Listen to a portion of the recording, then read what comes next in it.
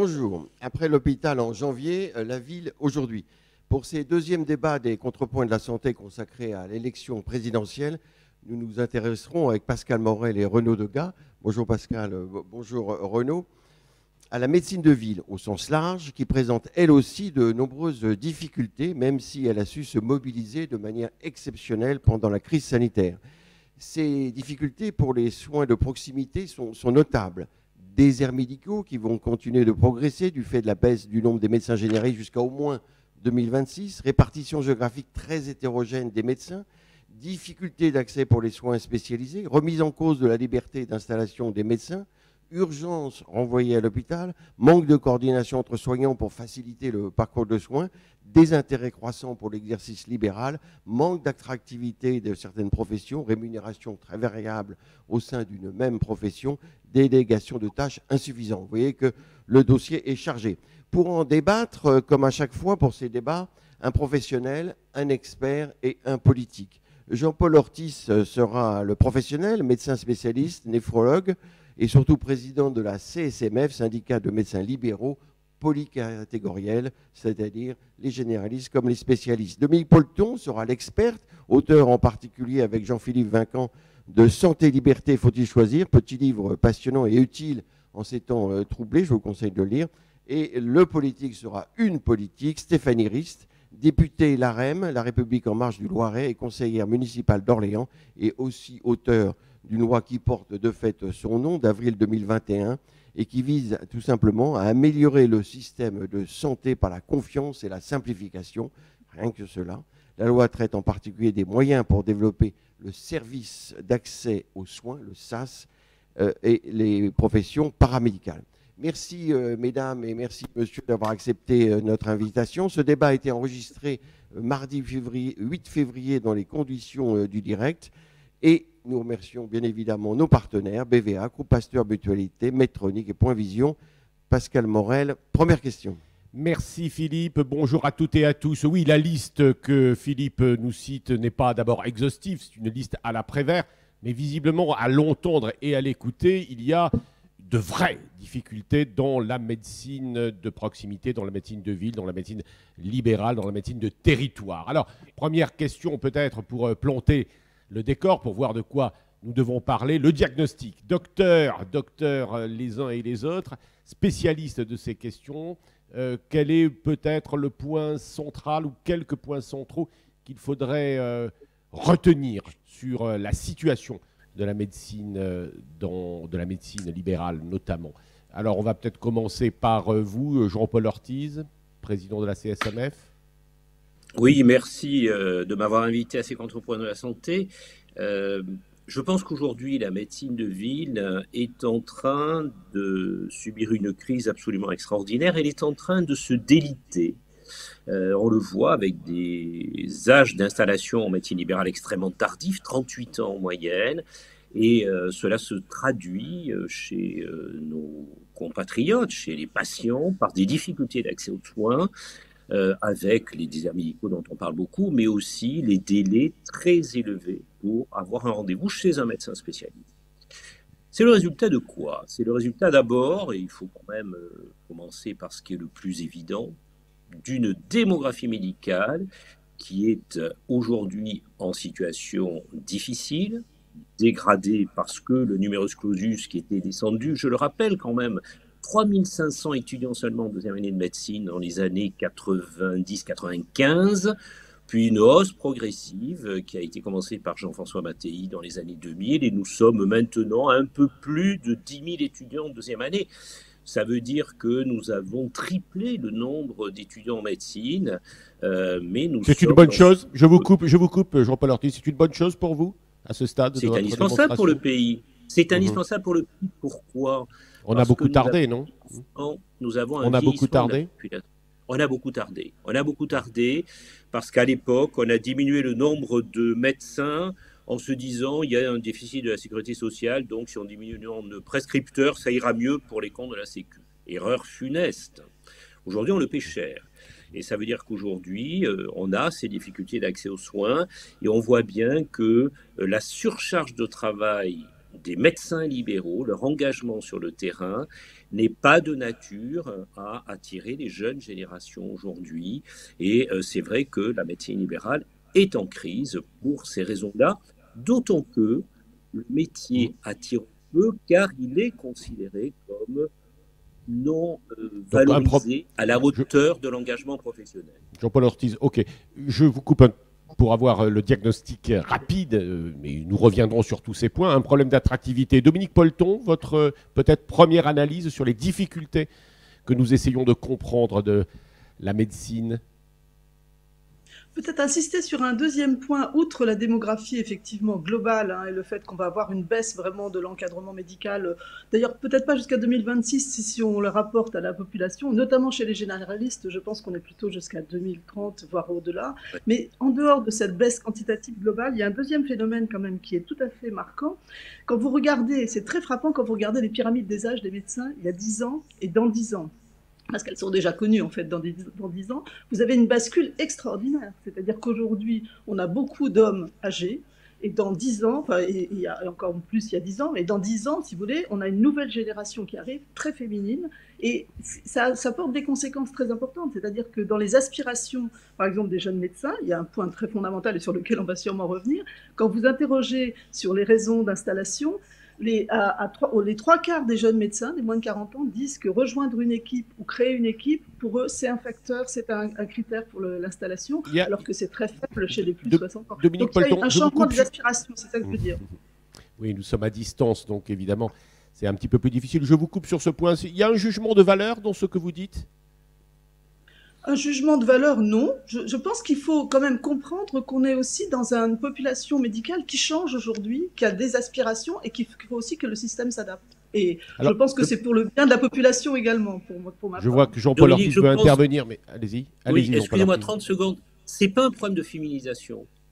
Moi, je m'inscris en faux. Je n'ai pas dit ça. C'est un problème de génération et de façon dont chacun appréhende son métier, sa profession dans notre société. Hier, nous avons compris. Oui, était complètement dans une logique de sacerdoce vis-à-vis de son métier. Aujourd'hui, les jeunes générations, et ça se respecte, et il faut le gérer. Nous avons compris que Jean-Paul. Nous avons compris que Jean-Paul Ortiz, face à nos deux autres invités, était un féministe affirmé. Stéphanie Rist, votre premier diagnostic ? Oui, je suis d'accord avec ce qui a été dit. On est un véritable tournant, à mon avis. On rajoute au fait de la démographie très faible, de la féminisation, mais effectivement, je suis d'accord, de la génération qui veut travailler différemment. On ajoute ça à 2 ans de crise sanitaire, on ajoute 50 ans de très peu de réformes finalement du système et d'un vieillissement majeur de la population qui arrive, avec un mur de vieillissement de la population qui arrive devant nous. Donc je crois qu'on est à un véritable tournant où l'on voit bien que la médecine de ville, mais aussi le secteur hospitalier, va devoir prendre ce virage et c'est tout l'intérêt de ces discussions que nous pouvons avoir aujourd'hui. Merci. Philippe Leduc. Alors, le premier problème qui soucie les Français, ce sont bien évidemment les déserts médicaux. Alors, les médecins généralistes ont diminué, leur nombre a diminué de près de 6% en 10 ans. Et comme vous le dites, les projections jusqu'à 2026 sont plus graves parce que la population augmente en parallèle et les besoins de santé augmentent. Donc, quand on regarde la densité des médecins généralistes, on va en manquer au moins jusqu'à 2030. Alors, il y a eu des mesures qui ont été prises, mais elles ont été insuffisantes, manifestement. Les collectivités territoriales se sont mobilisées. Ces mesures prises ont toujours été assorties de conditions qui font que ça n'a pas été efficace. Aujourd'hui, on brandit la fin de la liberté d'installation. Alors, sans langue de bois, concrètement et surtout rapidement, qu'est-ce qu'on peut faire dans le prochain quinquennat pour que ces déserts médicaux, c'est tout de même assez incroyable qu'on ait tant de difficultés pour accéder à un médecin généraliste et même à un médecin spécialiste dans certains territoires de France. Dominique Polton, est-ce qu'il y a des mesures qui soient vraiment efficaces rapidement ? Est-ce que c'est comme au Québec ? Est-ce qu'il faut augmenter carrément ceux qui s'installent ? Est-ce que le levier financier ne doit pas être mobilisé d'une façon beaucoup plus forte ? Le levier financier, je crois que l'expérience internationale montre que tout seul, il ne suffit pas. Ça, je crois que c'est quand même une grande leçon de tout ce qui a été fait dans beaucoup de pays. Mais moi, je voudrais dire que, en réalité, on peut gagner du temps médecin.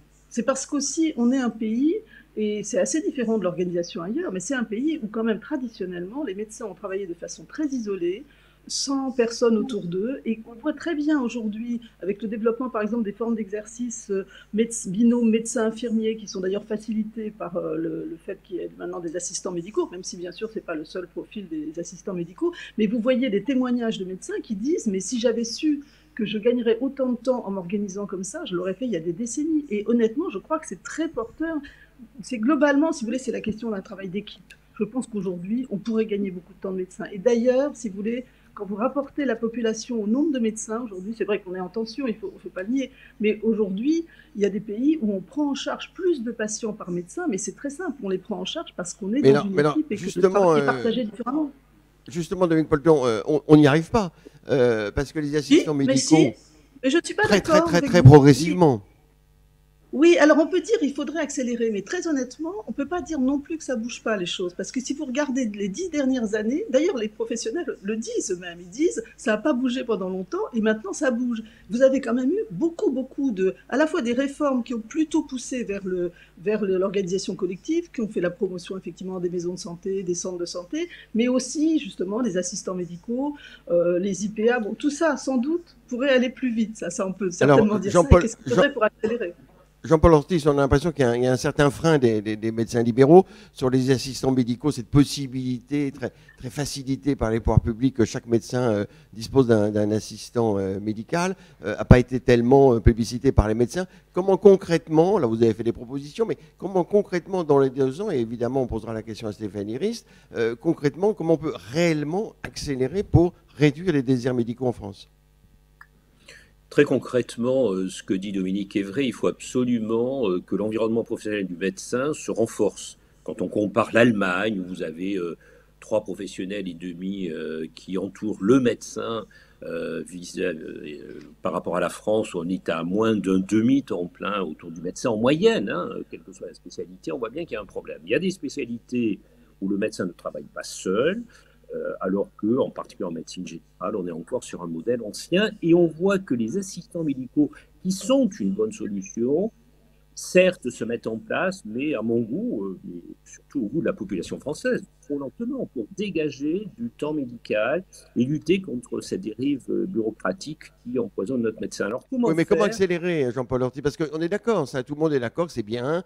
Il faut simplifier les critères d'attribution des assistants médicaux et il faut de plus en plus aller vers un assistant médical par médecin, accompagné par l'assurance maladie.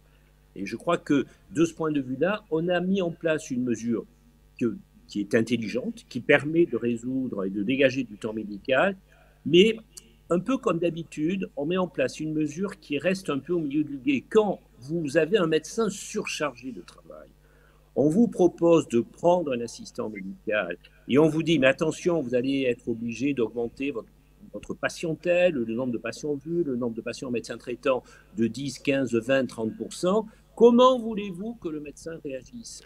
D'accord. Il ne se rend pas compte d'y arriver automatiquement grâce à l'assistant médical. Sa première réaction, c'est de dire, attendez, moi je ne peux pas travailler plus, c'est pas possible. Et je crois que là, si on veut changer les choses, il y a une chose qui manque dans l'évolution de notre système, c'est la confiance. C'est la confiance de l'assurance maladie vis-à-vis du corps médical pour faire bouger les choses, parce que c'est aussi un problème de culture. Oui, la confiance, c'est un mot qui est complexe dans son application. Stéphanie Rist, est-ce que dans le prochain quinquennat, c'est vrai que les mesures qui sont prises habituellement, c'est toujours des demi-mesures, même pour les communautés professionnelles territoriales de santé, et au fur et à mesure, on rajoute les incitations, les moyens, etc. Stéphanie Rist, est-ce que vous pensez que les pouvoirs publics, et vous, si jamais ça se poursuit, ont vraiment bien pris conscience de la problématique et ont vraiment envie d'accélérer ? Je crois que depuis 5 ans, on a montré qu'on avait pris conscience. D'une part, sur les mesures à long terme, avec l'augmentation, la fin du numerus clausus et l'augmentation du nombre de médecins. Bien sûr, c'est une mesure à long terme, mais il fallait le faire. C'est quand même 19% d'étudiants en médecine de plus en 2021, donc c'est pas rien, c'était important. Il faut des mesures à moyen terme, et je crois que c'est tout ce qui tourne autour des développements des compétences des professionnels de santé, qu'on appelle les pratiques avancées, les infirmières de pratiques avancées et autres, et puis des mesures à court terme qui sont efficaces, qui ont montré leur efficacité, que sont les assistants médicaux. Moi, je suis ravie de dire qu'il faudra un assistant médical par médecin. Encore faut-il que le médecin soit d'accord avec ça. Et je crois que tous les leviers publics, de la politique publique, vont être de donner cette responsabilité aux médecins d'accepter de travailler plus de façon isolée. Oui. Parce qu'on sait que ça marche, on sait que ça augmente le nombre de patients vus et quand on travaille en coopération, la qualité aussi de prise en vie. Excusez-moi Stéphanie, mais ne lui mettez pas des objectifs qu'il ressent comme inatteignables. Il va les atteindre, mais donnez-lui les moyens d'avoir un assistant médical et puis au bout de 3 ans, vous faites le point. Jean-Paul Ortiz. Jean-Paul Ortiz. On fait faire la course en mettant des chaussures de planque. Comment voulez-vous que les gens s'y engagent? Jean-Paul Ortiz, est-ce que les médecins comme vous, les responsables médicaux, prennent la mesure de l'impatience des Français, mais également des élus? Alors, pour ce faire, d'ailleurs, Philippe Juvin, que nous avons reçu la semaine dernière, représentant des Républicains, du Parti des Républicains, nous disait qu'il faut encore accroître le nombre de jeunes médecins à former. Vous dites une vingtaine de %, Stéphanie Rist. Est-ce que c'est suffisant? Est-ce que c'est partout le cas? Il y a notamment, dans ces déserts médicaux, votre région est tout à fait significative. C'est la région, je crois, centre, Val de Centre, hein, c'est ça, centre de la France, Orléans, Tours, etc. Il y a une proposition du maire d'Orléans assez surprenante et qui a ému la communauté universitaire notamment, c'est celle de créer une université privée avec Zagreb, en Croatie. On aimerait bien avoir votre sentiment. Vous parlez des IPA. Les IPA, certes, sans doute une idée partagée, pour autant, elles se plaignent de ne pas avoir de financement des maisons de santé pluridisciplinaires. Il semblerait qu'il y en ait dans certaines régions et dans d'autres, c'est le vide. Enfin, rentrons un petit peu dans le détail, s'il vous plaît. Dominique Polton d'abord, et puis sur ces questions-là, c'est-à-dire la différence entre le diagnostic que tout le monde pose et la réalité des mesures, s'il vous plaît. La réalité des mesures, quand même, aujourd'hui, si vous regardez, vous dites il y a des maisons de santé, il n'y en a pas partout. Ça, c'est pas tout à fait juste. Regardez la carte et vous verrez. Bon, aujourd'hui, on atteint presque les 2000. Il y en a encore plusieurs centaines en construction. Moi, je dirais que avec l'ensemble de ce qui est en train d'émerger là, on doit avoir au moins peut-être 12 millions de Français, quelque chose comme ça, qui sont soignés par des maisons de santé. Donc, c'est pas anecdotique. 15% des médecins généralistes. Oui, 15% oui, des médecins. C'est encore minoritaire, je suis d'accord. Mais il n'y a pas d'ailleurs que la maison de santé comme forme d'exercice collectif. Je crois qu'il faut pousser au travail en équipe. Ça peut être multisite, ça peut être sous des formes différentes. Je pense pour ma part, mais c'est une option personnelle, que malgré tout, il faut aller vers des formes un peu plus intégrées, structurées, parce qu'on voit quand même beaucoup d'études montrent que c'est mieux. C'est mieux pour la qualité, c'est mieux pour prendre plus en charge des patients. Ça correspond aux aspirations des professionnels. Donc pour toutes ces raisons, il faut pousser, mais il faut reconnaître aussi qu'on part d'une situation quand même où le travail était très isolé, et peut-être ça peut se faire par étapes. De manière générale, il faut pousser le travail. Mais oui, quand je posais la question à... Madame... Je pense que c'est vrai pour les IPA et c'est vrai pour les assistants médicaux. Il faut certainement accélérer. Les maisons de santé, je pense que c'est une forme qui s'est quand même pas mal déployée au total. D'accord. Je faisais allusion effectivement à l'impatience des Françaises et des Français, mais aussi des élus. Alors, Jean-Paul Ortiz... Les élus ont parfois des solutions. La solution de la Saône-et-Loire, par exemple, qui quand même en 3 ans... Alors, je sais que c'est un peu polémique, puisque ça n'est pas de la médecine libérale, c'est un centre de santé. Malgré tout, si vous voulez, quand vous regardez cette expérience, je veux dire, voilà quelqu'un qui, en 3 ans, a quand même réussi à trouver des solutions pour une population qui était complètement paniquée dans un certain nombre de territoires de voir partir les médecins. Et ça s'est amélioré. Et ça s'est amélioré significativement. Ça, c'est tout à fait... je pense que ça s'est amélioré. Enfin, en tout cas, nous, on a pu le voir. Il me semble que ça s'est vraiment amélioré, oui, on peut le dire. Jean-Paul Ortiz, est-ce que vous freinez les médecins libéraux? Les médecins freinent-ils à la mise en place des IPA, le rôle des pharmaciens, le rôle des orthoptistes, enfin, etc. Sur ce terrain-là, nous sommes en discussion très suivie dans le cadre d'une structure intersyndicale qui s'appelle les libéraux de santé, avec toutes les autres professions de santé, que ce soit les pharmaciens, les chirurgiens dentistes, les infirmiers, les kinés, etc., etc. Il Je crois que c'est comme ça qu'il faut le faire. On vous a pas senti très chaud sur les IPA. Non mais soyons francs, on vous a pas senti très chaud. Moi je rêve d'avoir une IPA. Moi je rêve d'avoir une IPA dans mon cabinet. Je pense que c'est une bonne solution. Sauf qu'aujourd'hui on en a 1700 en France, toutes spécialités confondues, qu'elles sont essentiellement centrées sur les structures hospitalières parce qu'il y a un problème de formation qui est longue, 2 ans, et qui est donc relativement coûteuse pour une infirmière libérale, donc c'est très compliqué. Mal payé, disait-elle. Mal payé, disait-elle. Mal payé, disait-elle. Mal payé, tout à fait. Moi, je pense qu'effectivement, le modèle de demain, c'est d'avoir des IPA dans les cabinets médicaux qui peuvent être soit libérales, soit salariés d'une équipe médicale regroupée. Je partage complètement ce que disait Dominique Polton, sauf qu'aujourd'hui, dans les MSP, 15% des médecins généralistes, il n'y a pas de médecins spécialistes. Donc, on voit bien qu'il va falloir structurer l'ensemble de notre système de santé autour de ces mots-clés que sont le regroupement et la coordination, mais pas en décidant à l'Assemblée nationale que telle compétence de tel professionnel de santé, le médecin, va être transféré à tel autre professionnel de santé, l'infirmière ou le kiné. Oui. Alors, on va demander à Stéphanie Rist, mais on voit pas qui peut entre professionnels. Oui, on voit pas qui peut le faire si ce n'est pas les élus. Enfin bon, Stéphanie Rist, de ce point de vue-là, et puis dites-nous quand même un mot de cette actualité à Orléans qui a un petit peu secoué le monde médical et universitaire. Sur l'impatience des élus, en fait, cette impatience, elle reflète la situation catastrophique dans certains endroits, dans certains territoires, notamment dans ma région et notamment dans une métropole. Orléans, c'est une métropole de 300 000 habitants. On n'est pas au fin fond d'une ruralité et on est en désert médical. Donc cette impatience des élus, elle est liée à cette situation très difficile pour nos concitoyens. Si on était il y a 20 ans, j'aurais été d'accord avec ce que dit Monsieur Ortiz. Prenons le temps de discuter, d'échanger. Donnons-nous 3 ans pour voir ce que ça donne. Mais on n'a plus ce temps-là. Et je crois pour ma part qu'il faut vraiment accélérer. Je parle ici à titre tout à fait personnel, mais je crois que nous devons rapidement faire l'accès direct pour les infirmières pratiques avancées, aider à la primo-prescription pour ces mêmes infirmières. Je crois que les assistants médicaux, on l'a dit, il faut que chacun des médecins ait un assistant médical. Je crois qu'il y a une forme d'obligation à donner aux professionnels de santé sur ce terrain-là. Je suis contre l'obligation d'installation parce que je pense qu'elle serait inefficace dans notre pays. Mais par contre, cette obligation d'accélérer... Oui, je vous coupe, Stéphanie Rist, parce que le temps passe très vite. Vous avez soulevé, alors vous répondez sur Orléans, s'il vous plaît, mais vous avez parlé d'accès direct, hein, et j'aimerais bien que Jean-Paul Ortiz nous donne son avis là-dessus. Alors allez-y. Moi, je vous fais une proposition. Ah non, attendez, d'abord Orléans.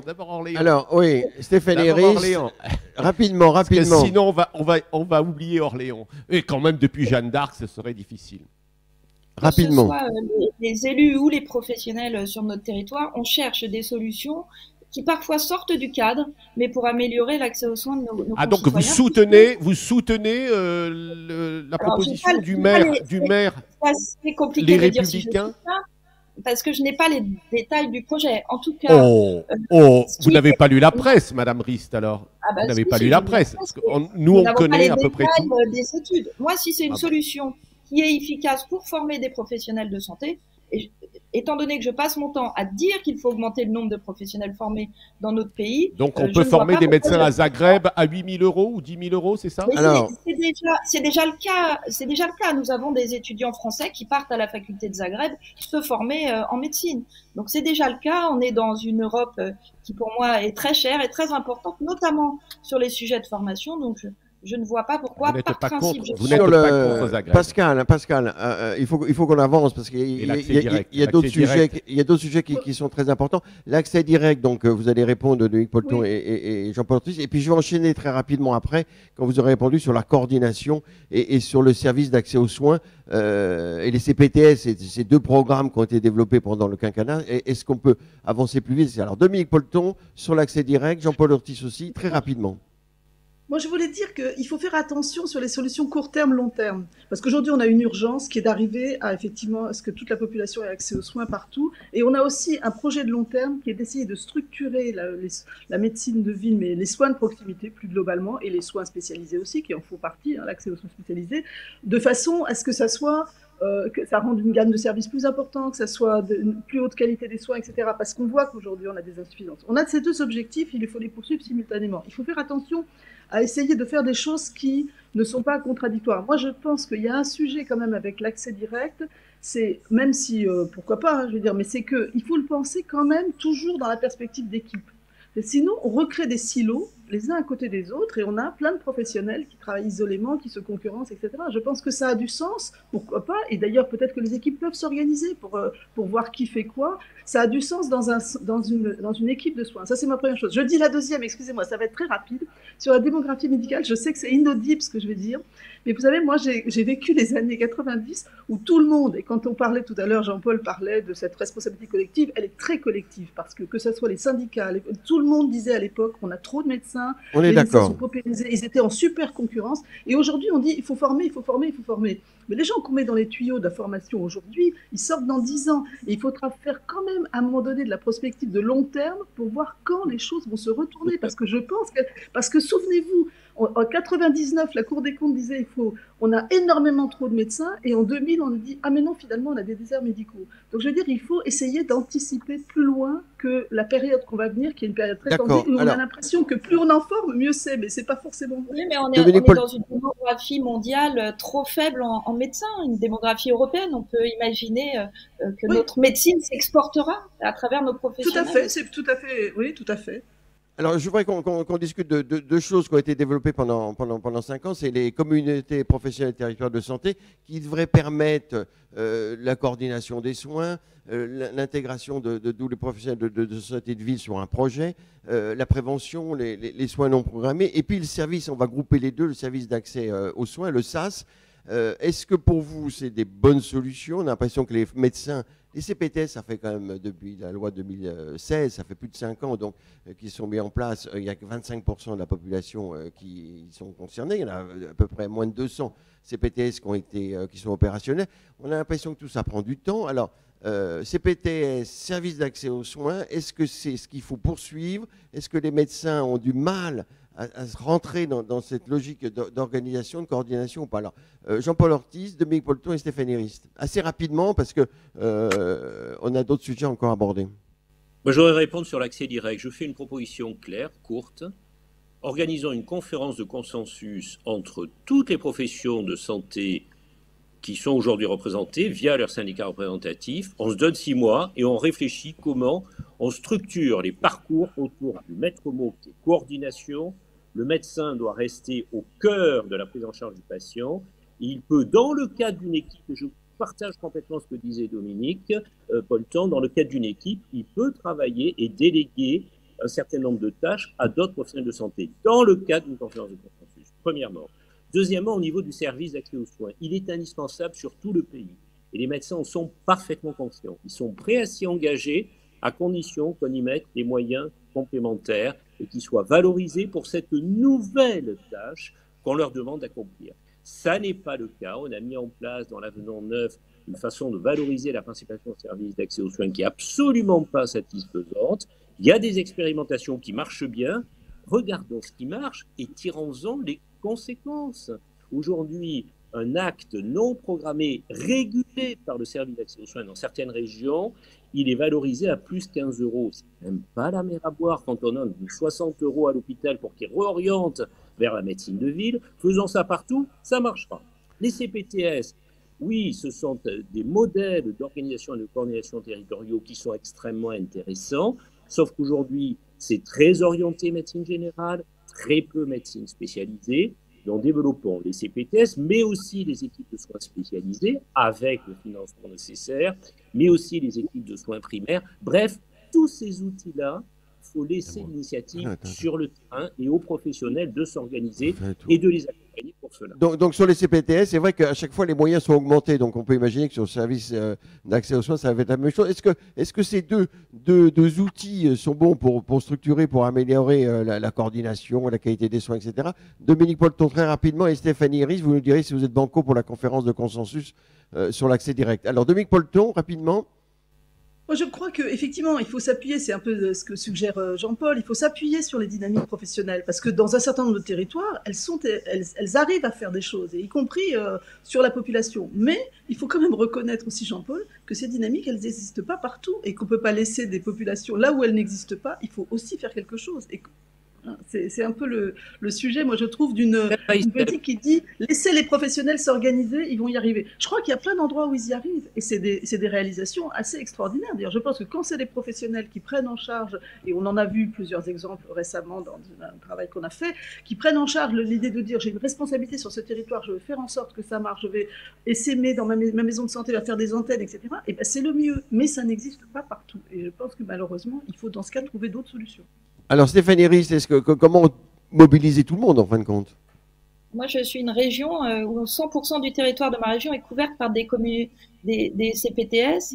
Je crois en l'efficacité de celle-ci, d'une part sur la qualité de prise en charge et sur la qualité de vie au travail des professionnels de santé qui se retrouvent dans ces CPTS. Je dis pas que tout est parfait et que ça marche aussi bien dans tous les endroits du territoire, mais en tout cas, toute ma région, qui est la plus faible en démographie, a trouvé l'utilité de ces CPTS. Et je crois vraiment qu'il faut que 100% du territoire français soit couvert par ces CPTS parce qu'elles permettent de définir ces coopérations et ces parcours, bien entendu, sur les accès directs. Il faut que ça se fasse dans ce cadre-là, dans le cadre de coopération, de coordination entre les différents professionnels, et les CPTS sont un endroit parfait puisqu'ils s'adaptent aux besoins du territoire pour faire ces discussions sur ces différentes coopérations. Stéphanie Rist, excusez-moi, vous voyez bien que dans les CPTS, il n'y a pas ou très peu de médecins spécialistes.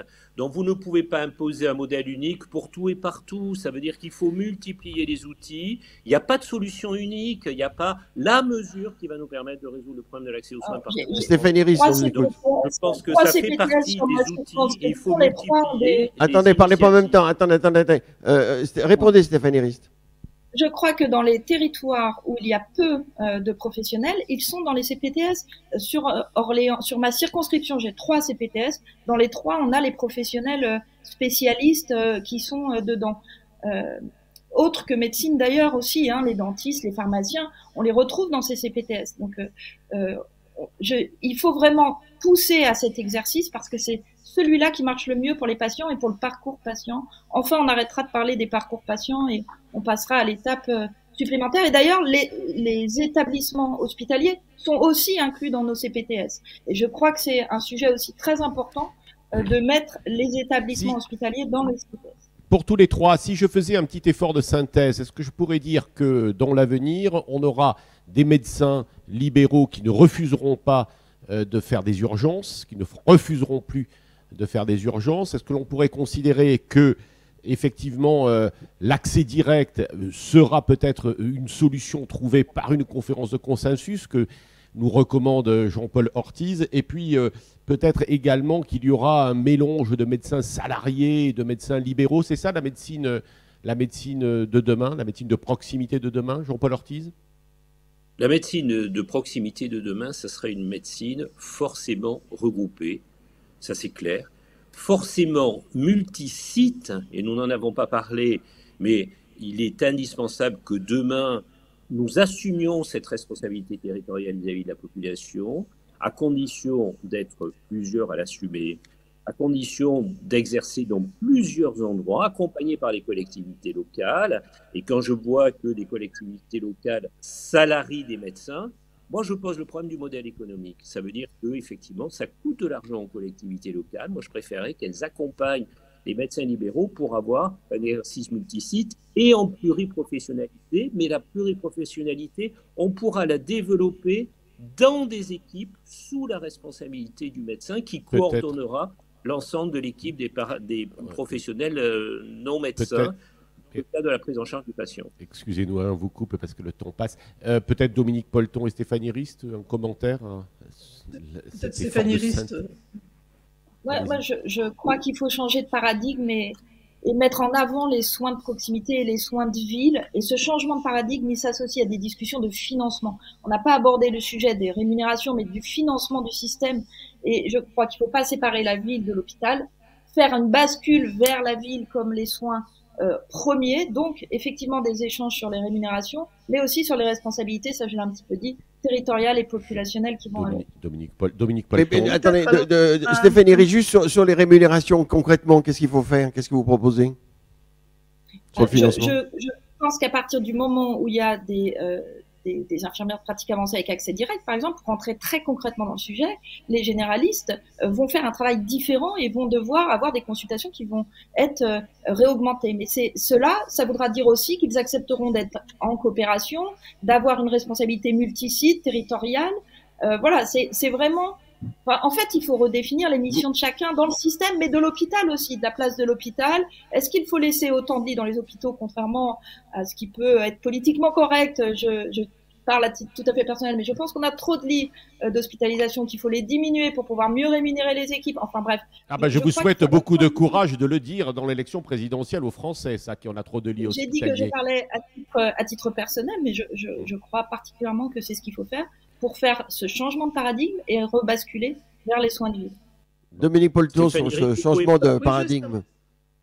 Justement, oui, moi je suis complètement d'accord avec le fait que renforcer les soins de proximité, c'est vraiment une priorité massive. Et je pense que ça passe par là. Et un des aspects dont on n'a pas parlé, mais qui est vraiment très bloquant, c'est la question des locaux. C'est la question. Aujourd'hui, d'ailleurs, on ne réfléchit pas tellement en France à qu'est-ce que c'est l'architecture qu'il faut pour une structure de soins de proximité, comme ça peut se faire ailleurs. Moi, j'ai vu des cahiers des charges, etc. On en a plein pour les hôpitaux, mais personne ne réfléchit. Or, c'est des sujets très compliqués. Souvent, les maisons de santé, elles ouvrent. On pensait qu'elles étaient trop grandes et elles sont déjà trop petites parce que ces équipes évoluent très très vite. Vous voyez bien, les assistants médicaux arrivent, les IPA, et on dit où est-ce qu'on va mettre ces gens-là dans les locaux qui existent, sans compter le fait que beaucoup de médecins ont investi dans les cabinets. Merci, oui, c'est important, c'est vrai qu'on n'en parle pas souvent, les locaux. On va écouter les Français maintenant, via Odile Peixoto de BVA, qui sonde régulièrement les Français pour les contrepoints de la santé. Écoutons Odile. Bonjour à tous. Donc, l'avenir de la médecine de ville, c'est vraiment un sujet extrêmement intéressant qui est à redessiner peut-être, mais en fait, son importance semble majeure car vous allez le voir, les Français ont besoin plus que jamais de soins de proximité. On a la santé donc, qui n'est plus la première préoccupation des Français. Ça l'a été pendant de très, très nombreux mois, voire années maintenant. Elle demeure quand même très préoccupante pour 30% de nos concitoyens, mais elle passe derrière le pouvoir d'achat qui préoccupe 49% des Français. La santé reste quand même derrière toutes les autres thématiques évaluées, l'environnement à 23%, la sécurité à 22%, l'éducation à 20%, etc. Donc on note quand même un contexte de grande fragilité et de lassitude pour une large part de la population. Face à ce besoin de soins qui on voit plutôt il y a une population plutôt en demande. On a parallèlement l'accès à la médecine de ville qui semble se dégrader. On a une enquête historique, puisqu'on avait posé la même question il y a un an, en février 2021, et on voit que cette année, on a 37% des Français qui déclarent rencontrer des difficultés à prendre rendez-vous à leur médecin généraliste. C'est plus 16 points par rapport à l'année dernière, donc on a une situation d'accès aux soins qui se tend. On note également que l'accès aux chirurgiens dentistes est compliqué pour 45% de nos concitoyens. Et puis, le phénomène est le plus marqué en ce qui concerne, ça ne n'étonnera personne, l'accès aux spécialistes. Là, on a 52% des Français qui parlent de difficultés pour prendre un rendez-vous, alors que c'était 41% l'année dernière. Donc, on a plus 11 points par rapport à l'année dernière. On a également, toujours dans ces difficultés d'accès aux soins, 60% des Français qui ont un besoin de parcours de soins coordonnés, qui déclarent avoir eu besoin au cours des 2 dernières années d'avoir recours à plusieurs professionnels de santé face à un problème de santé auquel ils étaient confrontés, que ce soit médecins, infirmiers, kinés, etc. Et là, on a 37% qui déclarent avoir eu des difficultés d'organisation de ce parcours de soins coordonnés. C'est plus 10 points par rapport à l'année dernière. Donc, on voit quand même une situation qui se tend énormément. On note quand même que les Français ont moins de difficultés pour prendre rendez-vous avec une infirmière, 17%, ou un kiné, on a quand même 25% quand même.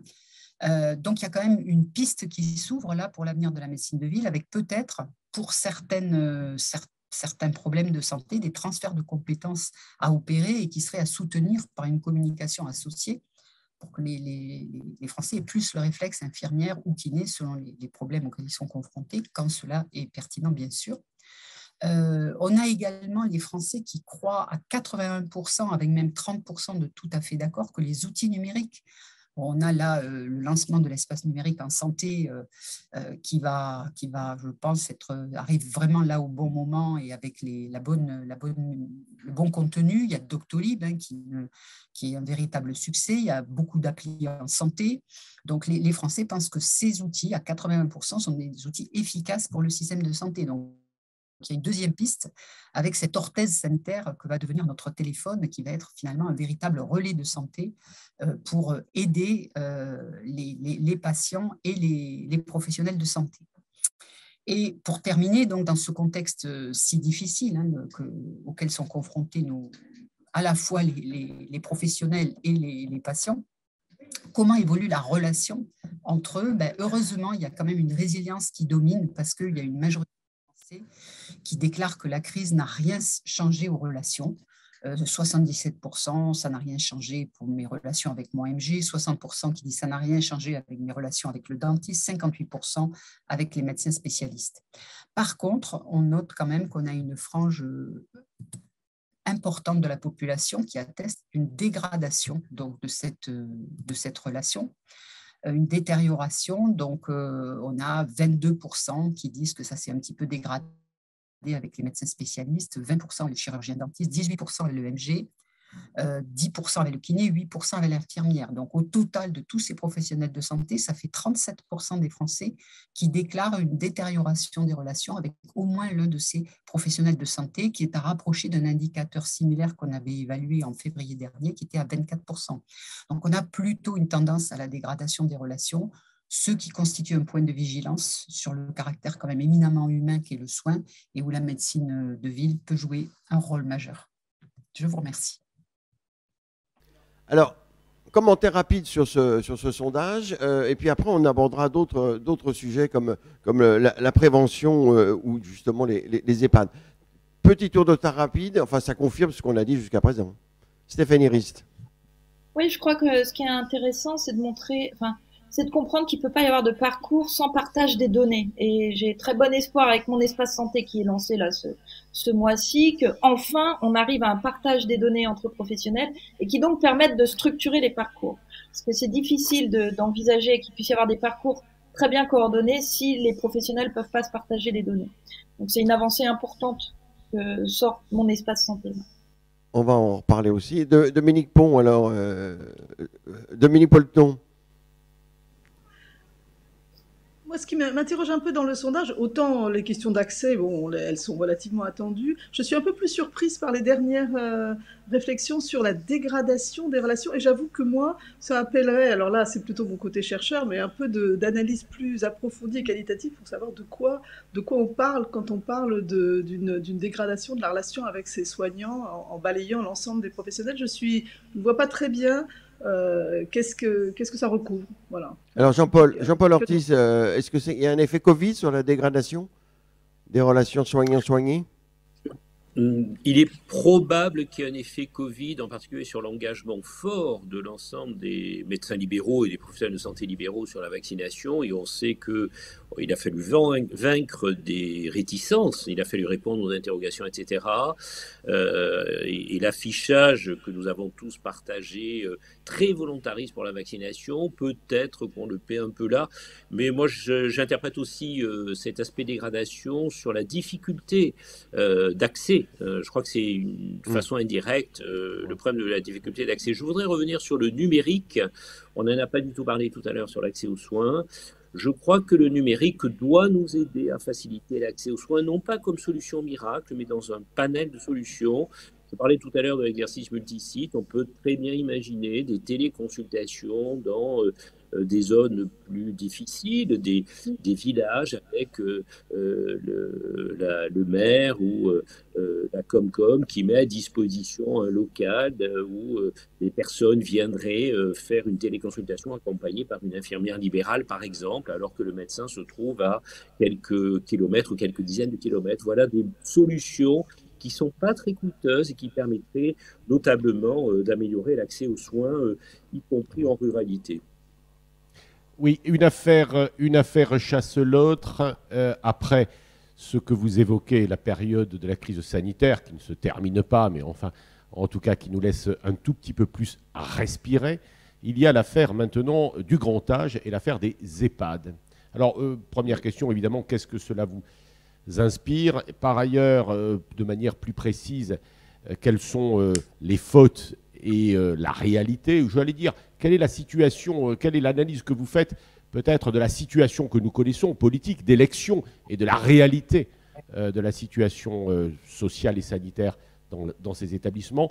De manière plus précise, puisque nous parlons de médecine libérale, le rôle des médecins et du médecin coordonnateur et de ce que l'on appelle le virage domiciliaire, c'est-à-dire le lien entre le domicile et le départ dans la dernière période de sa vie dans les établissements de personnes âgées dépendants. Peut-être d'abord Jean-Paul Ortiz. Oui, alors bien sûr, il ne faut pas condamner toutes les EHPAD, ayant été personnellement moi-même impliqué malheureusement par nos anciens qui ont séjourné en EHPAD. Ça s'est extrêmement bien passé. Mais ce n'est pas le cas partout. Je crois que l'ensemble du secteur mérite un contrôle de la démarche qualité qui est mise en place, et l'idée de faire des mécanismes de type accréditation comme pour les hôpitaux et les cliniques me semble une excellente idée. La deuxième remarque concernant la médicalisation des EHPAD, c'est pas toujours facile. Je rappelle d'ailleurs que les médecins coordonnateurs qui interviennent dans les EHPAD ont été amenés à se mettre en mouvement, en grève il y a quelques semaines. Ce qui témoigne quand même d'un climat difficile, en sachant que les médecins coordonnateurs sont chargés de coordonner l'ensemble de l'équipe qui prend en charge le résident, de coordonner le suivi de ce résident en lien avec le médecin traitant, puisque le résident peut garder son médecin traitant, c'est d'ailleurs indispensable et c'est ce qu'il fait la plupart du temps, et les médecins traitants sont amenés à intervenir dans les EHPAD, sauf que dans l'état de tension actuel, c'est au soin partout, là aussi, c'est pas toujours facile pour que les médecins traitants interviennent dans les EHPAD, surtout dans les endroits où on manque de médecins. Jean-Paul Ortiz, est-ce qu'il ne faut pas tout changer quand même? Parce que là, vous avez l'impression, vous dites que c'est Michou, Michèvre. Ça fonctionne mal quand même aujourd'hui. C'est pas du tout Michou, Michèvre, Philippe Leduc. Je dis que chacun a un rôle précis. Le médecin coordonnateur est celui qui coordonne l'ensemble de l'équipe soignante. Le médecin traitant est celui qui intervient auprès de chaque résident. Sauf que, vous comprenez bien, Philippe Leduc, on manque de médecins partout, on manque de médecins coordonnateurs, on manque de médecins traitants dans les EHPAD. Donc ça veut dire qu'effectivement, il va falloir s'adapter, développer la téléconsultation assistée par l'infirmière qui intervient dans l'EHPAD partout. Ça devrait être une règle absolue partout, de façon à ce que les médecins traitants puissent accompagner leurs patients, leurs résidents dans ces EHPAD, et les médecins coordonnateurs doivent avoir un rôle beaucoup mieux structuré, mieux reconnu et mieux valorisé, ce qui n'est pas le cas aujourd'hui. D'accord. Dominique Polton et puis Stéphanie Ries, puis après on... Oui.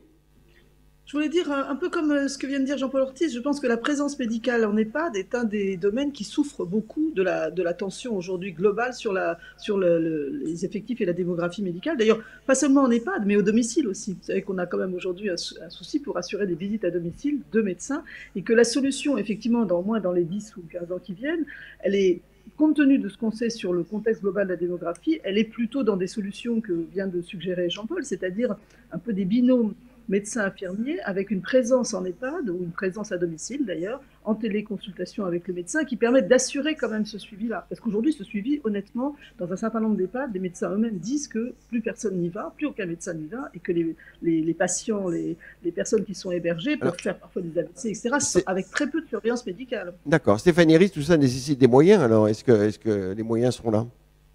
Alors, ça nécessite des moyens, mais à chaque fois, il faut prendre le sujet à l'inverse. Il me semble que la question est qui va soigner nos personnes âgées demain, que ce soit dans les EHPAD ou à domicile ou dans les hôpitaux. Quel spécialiste, quel médecin? Est-ce qu'on aura assez de médecins? Est-ce que c'est que des médecins? Est-ce qu'il faut des infirmières pratiques avancées en nombre de gériatrie? Et je crois que c'est ces questions-là qu'il faut poser et ensuite définir le financement. Je crois qu'on a un intérêt sociétal à poser cette question. Qui va soigner médicalement c'est l'enjeu du prochain quinquennat. Oui, on ne minimise pas sans doute les constats qui ont été faits par notre confrère journaliste. Pour autant, ce genre d'affaires sort toujours quelques semaines avant des élections présidentielles, des grands moments politiques. Quelle est la part de la réalité sanitaire, sociale et la part du politique. Peut-être Dominique Polton, à votre avis? Non, j'ai du mal à répondre vraiment précisément à cette question. Vous avez raison, c'est un peu un scandale et donc on se précipite dessus. Mais je pense quand même qu'il y a, la réalité, c'est qu'il y a vraiment sur les EHPAD et sur le domicile, encore une fois, pour les personnes âgées, aujourd'hui une grande difficulté à assurer une présence médicale. Et c'est une bonne chose que ce débat soit mis sur la place publique. Ce que je voulais dire, c'est quel était, selon vous, le débat n'est pas seulement sur les médecins, là. Le débat, il est sur les conditions globales de prise en charge, la question, voilà, du caractère lucratif et de ce que ça, du coup, de ce que ça emporte comme condition d'accueil. Là-dessus, j'ai moins de. D'accord. Alors, avant de passer... Je voulais que vous nous annonciez simplement, Philippe, et je voulais simplement que vous nous annonciez ici au contrepoint de la santé, quel serait, avant le début des élections présidentielles, le prochain scandale que nous aurions. C'est toujours intéressant. Alors, avant de passer la parole à Renaud Degas sur comme on dit, les questions de Twitter, un point de vue, alors rapidement, parce qu'on arrive au terme de cette émission, sur la prévention. On n'en a pas parlé, personne n'en parle, alors que bien évidemment, c'est essentiel. Aujourd'hui, on a une espérance de vie en bonne santé qui est très mauvaise en France par rapport même à l'Angleterre, aux pays nordiques, à l'Allemagne, etc. Donc, est-ce que la médecine de ville, de proximité, est-ce qu'elle n'aurait pas intérêt à se bouger gaillardement pour débusquer les fragilités, faire en sorte qu'il y ait un vrai discours de prévention? Il y a une étude récente de l'adresse qui montre que les médecins généralistes ne sont pas du tout sensibilisés. Alors c'est vrai qu'ils ne sont pas formés, ils ne sont pas rémunérés pour ça. Comment faire très rapidement un tour de table, comment faire en sorte que la prévention soit vraiment prise en main pour éviter des souffrances, éviter des coûts, éviter des hospitalisations? C'est fondamental. Alors on commence par Dominique Polton, Jean-Paul Gentil, Stéphanie Rist. Je veux dire, je suis désolée de me répéter, mais je crois encore une fois que à la puissance de l'équipe pour faire ça. Quand vous regardez ce que font un certain nombre de structures aujourd'hui de soins de proximité, elles sont capables de faire des choses assez extraordinaires en prévention, d'aller dépister des troubles scolaires, de gérer de prévenir effectivement la perte d'autonomie dans des processus qui sont plus compliqués que ce que peut faire un médecin isolé ou un infirmier isolé ou un kiné isolé. Et je pense que déjà, il y a un investissement à faire dans des équipes, et ces équipes, elles feront de la prévention, mais elles feront aussi de la santé mentale dont on n'a pas parlé, qui est quand même très mal prise en charge aussi en soins de proximité. Elles feront du cabinet, mais aussi du domicile grâce à l'organisation médecin-infirmière. C'est un peu tout ça qu'il faut construire. C'est vraiment, à mon avis, cette unité de base, elle peut faire beaucoup plus de prévention que ce qu'on peut faire aujourd'hui dans le système. Alors, il nous reste 2-3 minutes. Jean-Paul Ortiz sur la prévention. La prévention, c'est l'affaire de tous, et en particulier de tous les professionnels de santé. Elle concerne bien sûr les professionnels de santé, mais au-delà, l'environnement, le monde du travail, etc. Il serait assez facile de mettre en place des vraies consultations de prévention à des âges clés de la vie, définis préalablement, qui soient correctement valorisés avec un contenu. Nous, à force d'en parler, on l'a fait. On vient de le mettre en place avec un assureur complémentaire sur une niche, sur une catégorie socio-professionnelle. Je crois que c'est le genre d'exemple qu'il faut poursuivre. Il faut réorienter notre système. On parlait tout à l'heure de changement de paradigme. Il faut réorienter notre système de santé vers beaucoup plus de prévention. Aujourd'hui, on ne finance pratiquement que du soin. Il va falloir aussi penser à financer de la prévention dans les années à venir. Alors Stéphanie Rist, le président Emmanuel Macron avait annoncé dans sa campagne il y a 5 ans qu'il allait faire la révolution de la prévention. Est-ce que vous n'êtes pas un peu déçu ?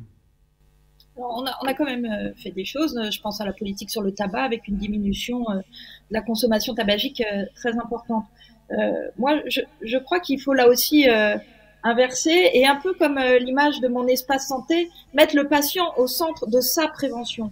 Et on l'a vu dans la crise, les gens ont appris les gestes barrières, les gestes de prévention, ont appris à faire des autotests. Et je crois que l'avenir de la prévention, elle passe aussi par le patient lui-même et donc l'éducation à la santé et effectivement ensuite des équipes pluriprofessionnelles où le levier de prévention est bien plus important. Je suis d'accord avec ce qu'a pu dire Dominique. Tout un programme pour 5 ans. Renaud Degas, donc, qui suit les réseaux sociaux, qui regarde un peu les questions qui se posent par rapport au contrepoids de la santé ou d'autres thèmes. Renaud ? Oui, merci, bonjour. Une question qui va être complémentaire par rapport à tous les sujets qu'on a déjà abordés. Par rapport au dispositif pour gérer le premier recours sur les territoires, il y a un nouvel acteur qui arrive, dont une des missions est de venir compléter, coordonner les acteurs de premier recours, c'est l'hôpital de proximité. Parce que quand on regarde les cahiers des charges de ces hôpitaux, ils ont vraiment pour mission de rentrer en dialogue et en coordination avec les professionnels de santé de premier recours. Est-ce que c'est un acteur auquel vous croyez ou est-ce que c'est un dispositif de plus qui va venir alourdir la machine? Comment vous percevez l'arrivée de ce nouvel acteur? Bonne question. Alors, Dominique Polton. Non, Stéphanie Rist, allez-y.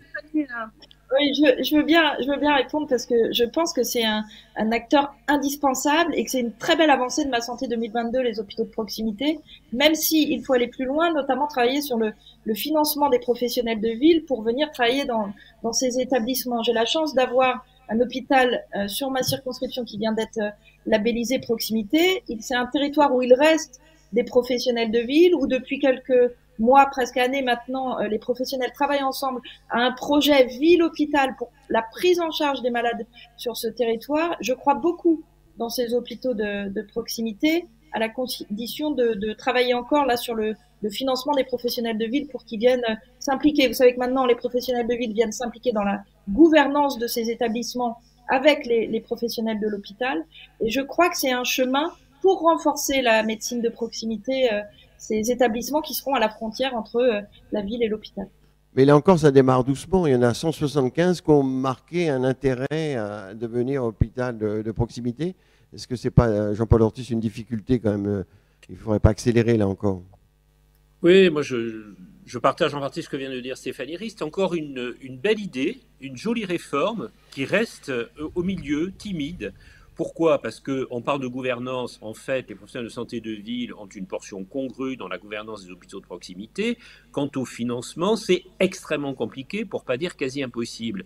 L'hôpital de proximité tel que nous l'avions réfléchi au HCAM, et Dominique Polton peut en témoigner, pour nous, c'était justement le lien entre la ville et les structures hospitalières. Ça devait être cette rencontre entre les professionnels de santé de ville, les libéraux, et les structures hospitalières, ça devait être mis au cœur de ce lien. On devait casser les murs dans l'hôpital de proximité.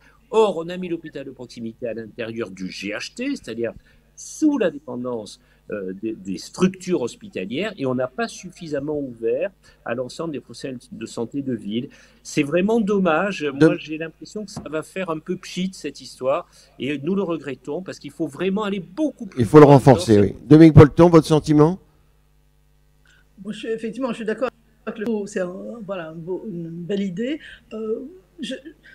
Moi, ce que je trouve quand même, c'est qu'il y a des expériences qui marchent bien quand même. Peut-être que l'ensemble du dispositif mériterait d'être peut-être revu, accéléré, etc. Mais on voit effectivement des équipes de soins primaires avec très intégrées à l'hôpital de proximité. Ça arrive, enfin c'est pas très très fréquent, mais ce qu'on voit, c'est que ça donne vraiment quelque chose de très positif. Donc c'est vers ça qu'il faut aller. Peut-être. Alors avant de conclure, de ce qui marche. Juste une question avant que Pascal conclue. Finalement, on a l'impression quand même, ça va être difficile de dire ça peut-être, mais que la médecine de ville a du mal à rentrer dans la modernité. On voit bien le problème de coordination, de coopération, de délégation de tâches, de numérique, de DMP, de Mon Espace Santé. On a l'impression qu'il y a cette difficulté de la médecine. Alors les médecins, c'est la médecine libérale, chacun est atomisé, il manque une dynamique. Comment accélérer cette marche en avant vers la modernité de la médecine de ville, la médecine de proximité? Très rapidement, parce qu'on arrive au terme. Peut-être Jean-Paul Ortiz. Jean-Paul Ortiz.